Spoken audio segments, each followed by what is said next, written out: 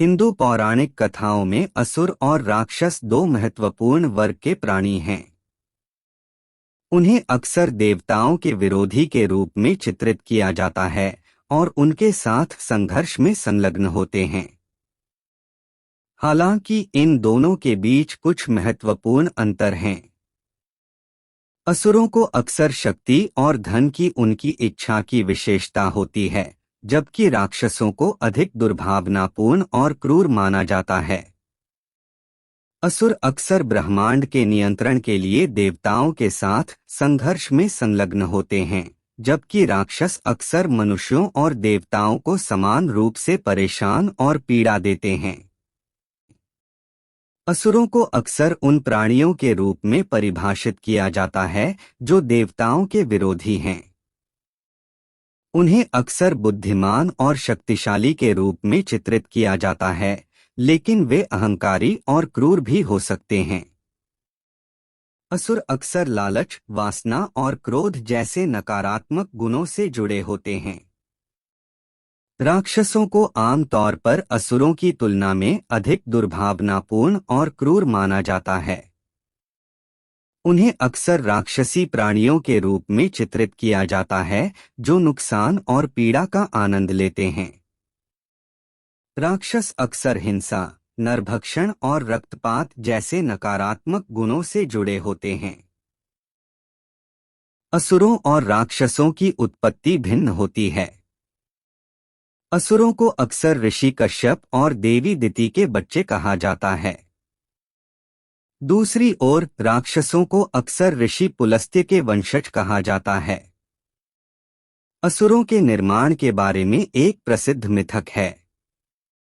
एक बार कश्यप और दिति ने ब्रह्मा से उन्हें एक शक्तिशाली पुत्र प्रदान करने की प्रार्थना की।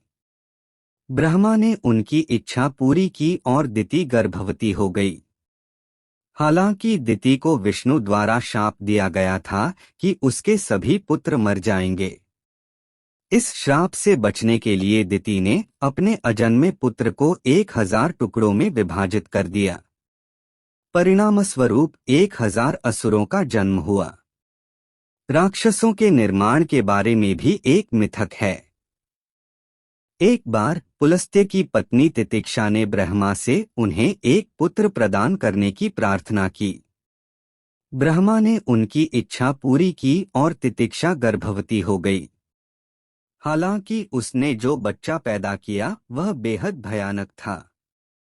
पुलस्त्य ने अपने पुत्र को राक्षस कहा, जिसका अर्थ है भयानक। इस तरह राक्षसों का निर्माण हुआ। असुरों और राक्षसों दोनों के अलग अलग व्यवहार और लक्षण हैं। असुर अक्सर अत्यधिक बुद्धिमान और शक्तिशाली होते हैं। वे अक्सर ब्रह्मांड के नियंत्रण के लिए देवताओं के साथ संघर्ष में लगे हुए हैं। हालांकि असुर अहंकारी और क्रूर भी हो सकते हैं।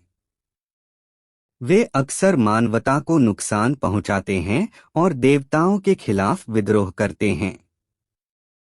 राक्षसों को आमतौर पर असुरों की तुलना में अधिक दुर्भावनापूर्ण और क्रूर माना जाता है।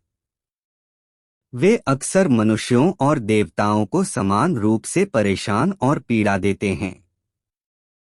राक्षसों को अक्सर राक्षसी प्राणियों के रूप में चित्रित किया जाता है जो नुकसान और पीड़ा का आनंद लेते हैं। असुरों और राक्षसों दोनों के देवताओं के साथ खराब संबंध हैं। असुर अक्सर ब्रह्मांड के नियंत्रण के लिए देवताओं के साथ संघर्ष में